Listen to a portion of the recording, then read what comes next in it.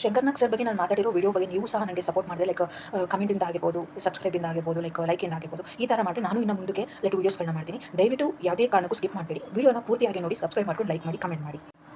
Hi friends, ಇವತ್ತು ನಾನು ಮಾತಾಡ್ತಾ ಇರೋದು ಶಂಕರ್ನಾಗ್ ಸರ್ ಬಗ್ಗೆ. ಯಾಕೆ ಅಂತ ಅಂದರೆ ನನಗೆ ನನ್ನ ಮೋಸ್ಟ್ ಫೇವ್ರೇಟು ಶಂಕರ್ನಾಗ್ ಸರ್ ಆಗಿರೋದ್ರಿಂದ ಇವ್ರ ವಿಡಿಯೋಯಿಂದನೇ ನಾನು ಸ್ಟಾರ್ಟ್ ಮಾಡ್ತಾ ಇದ್ದೀನಿ ನನ್ನ ಜರ್ನಿನ. Let start with Shankar Nag sir ಬಗ್ಗೆ ಇನ್ಫಾರ್ಮೇಷನ್ನ ಸ್ಟಾರ್ಟ್ ಮಾಡ್ತೀನಿ. ಶಂಕರ್ನಾಗ್ ಸರು ಅವ್ರು ಬಂದು ಹೊನ್ನಾವರ ಅನ್ನೋ ಗ್ರಾಮದಲ್ಲಿ ಹುಟ್ಟಿರ್ತಾರೆ. ಅವರು ಡೇಟ್ ಆಫ್ ಬರ್ತ್ ಬಂದು 1954 ನವಂಬರ್ 9. ಮತ್ತು ಶಂಕರ್ನಾಗ್ ಸರು ಸ್ಕ್ರೀನ್ ರೈಟರ್ ಆಗಿರ್ಬೋದು, ಪ್ರೊಡ್ಯೂಸರ್ ಆಗಿರ್ಬೋದು, ಡೈರೆಕ್ಟರ್ ಆಗಿರ್ಬೋದು, ಅಂದರೆ ಬರೀ ಹೀರೋ ಪ್ಲೇನೇ ಮಾಡ್ತಿರಲ್ಲ, ಎಲ್ಲ ಥರನೂ ಅವರು ಸ್ಕ್ರೀನ್ ರೈಟರ್ ಆಗಿರ್ಬೋದು ಮತ್ತು ಪ್ರೊಡ್ಯೂಸರು, ಡೈರೆಕ್ಷನು ಎಷ್ಟೋ ಮೂವಿಗಳನ್ನ ಡೈರೆಕ್ಟ್ ಮಾಡಿ ಸಹನೂ ಸಕ್ಸಸ್ಗಳು ಸಿಕ್ಕಿರುತ್ತೆ ಅವರಿಗೆ. ಹಾಗೆ ಒಂದು ಟೆಲಿವಿಷನ್ ಅಂದರೆ ಸೀರಿಯಲ್ ಸಹನೂ ಮಾಡಿರ್ತಾರೆ, ಮಾಲ್ಗುಡೀಸ್ ಅಂತ. ಅದು ಹಿಂದಿ ಮತ್ತು ಇಂಗ್ಲೀಷಲ್ಲೂ ಇರುತ್ತೆ, ಅದು ಸಹ ತುಂಬಾ ಪಾಪ್ಯುಲರ್ ಆಗುತ್ತೆ. ಹಾಗೆ ಶಂಕರ್ನಾಗ್ ಸರ್ ಅವರು ಮದುವೆ ಆಗ್ತಾರೆ 1980ಯಲ್ಲಿ. ಅರುಂಧತಿ ರಾವ್ ಅನ್ನೋರನ್ನ ಮದುವೆ ಆಗಿರ್ತಾರೆ. ಹಾಗೆ ಶಂಕರ್ನಾಗ್ ಸರ್ಗೆ ಒಬ್ಬ ಚಿಲ್ಡ್ರನ್ ಇದ್ದಾರೆ. ಅವರು ಬಾಯ್ ಆ ಗರ್ಲ್ ಅಂತ ಇದುವರೆಗೂ ನಮಗೆ ಗೊತ್ತಿಲ್ಲ, ಯಾಕಂದರೆ ಯಾವುದೇ ರೀತಿ ಅಪ್ಡೇಟ್ ಸಿಕ್ಕಿಲ್ಲ.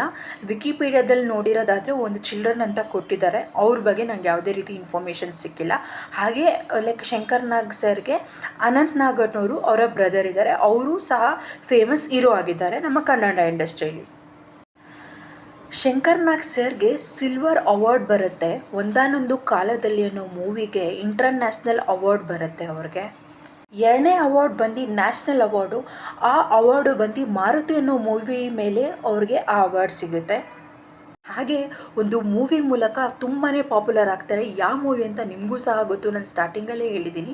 1980ಯಲ್ಲಿ ಅವರು ಆಟೋ ರಾಜ ಅನ್ನೋದು ರೋಲ್ ಬಂದು ರಾಜ ಅನ್ನೋ ನೇಮಲ್ಲಿ ರೋಲ್ ಮಾಡ್ತಿರ್ತಾರೆ.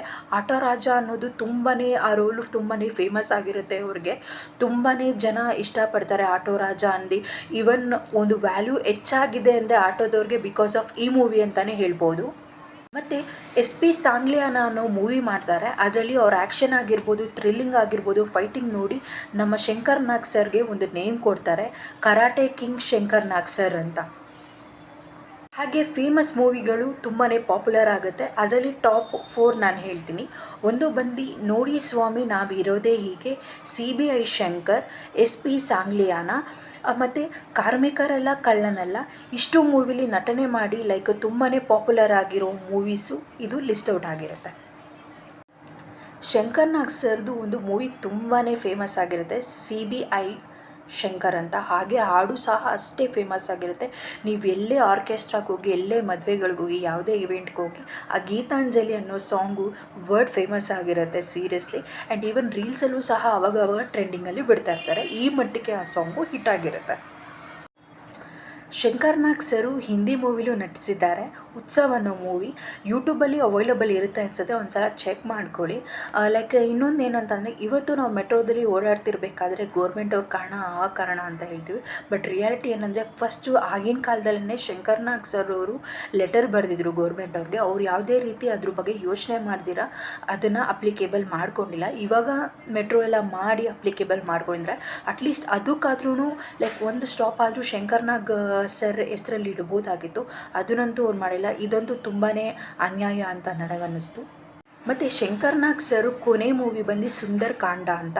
ಸೊ ಆ ಮೂವಿ ರಿಲೀಸ್ ಆಗಿ ಸ್ವಲ್ಪ ದಿವಸಕ್ಕೇ ಅವ್ರು ಬೈ ಆಕ್ಸಿಡೆಂಟಲಿ ಡೆತ್ ಆಗ್ತಾರೆ, ಸೆಪ್ಟೆಂಬರ್ 30, 1990ಯಲ್ಲಿ. ಸೊ ಆವತ್ತಿನ ದಿನ ತುಂಬಾ ಬ್ಲ್ಯಾಕ್ ಡೇ ಅನ್ನೋದ್ರಲ್ಲಿ ತಪ್ಪೇ ಇಲ್ಲ.